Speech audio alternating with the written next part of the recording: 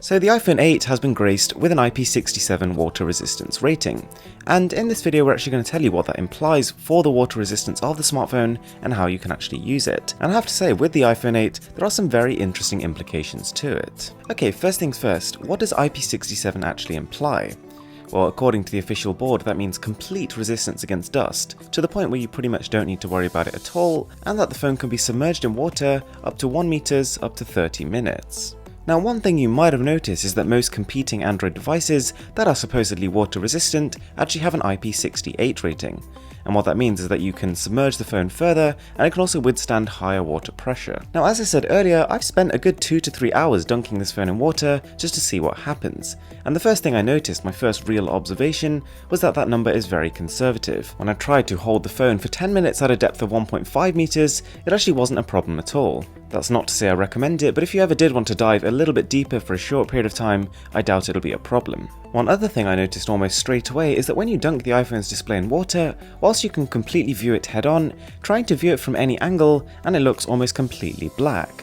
So essentially water makes the iPhone 8's viewing angles completely ridiculous. I tried comparing it to a bunch of Android phones with AMOLED panels, and none of those seem to have the same issue. One thing I did think was particularly good about the iPhone in this category though, is the ability to charge after being wet.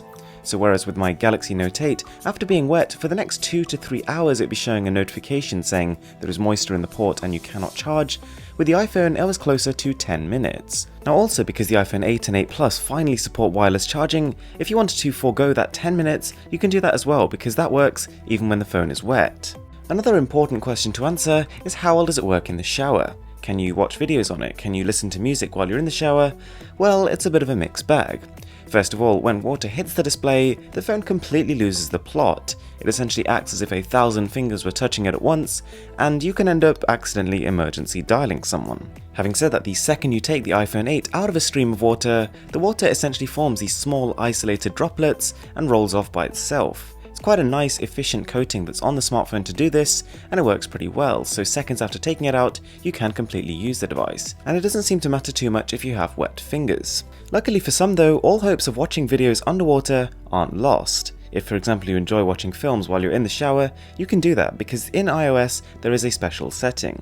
Heading over to Accessibility and then Guided Access, you can select a portion of the display that no longer responds to touch. And until you next enter your PIN, this will effectively remove that effect of the water on the display and you can happily watch content. Any trace of water, both speakers go a little bit haywire too.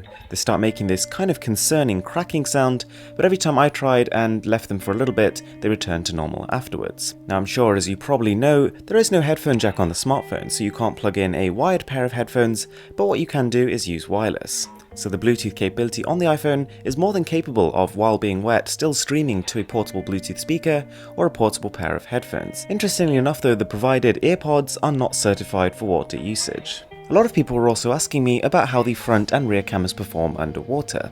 Because to be honest, who wouldn't love a phone where you can just dive underwater and carry on the same overwater photography experience? And to be honest, the video works absolutely fine. And to be honest, the image gets less cloudy than I've seen with other smartphones when they're underwater, but unfortunately because the screen completely stops working, you can't click the shutter button. However, while that sounds like a complete disaster, all the physical buttons, the hardware keys, work completely fine, so you can actually press the volume down to act as a shutter and there's no problem whatsoever. Now if you did want to use the iPhone 8 as an underwater camera, there are 2 things to bear in mind. First of all, you can't take it very deep and not for very long because this is only an IP67 water resistance rating here, but also because when you're doing this, the display is in direct contact with water. So every now and again, not too often, it will accidentally start or stop your video recording or take an extra photo or two. So there we go, that is a comprehensive guide of what you can do and what you can't do with the iPhone 8 when it comes to water. Now essentially it is a pretty similar functionality to what you'll see on most IP68 devices, but simply stepping with a little bit more caution. Thanks a lot for watching guys, I'm Mr. Who's the Boss, and I'll catch you in the next one.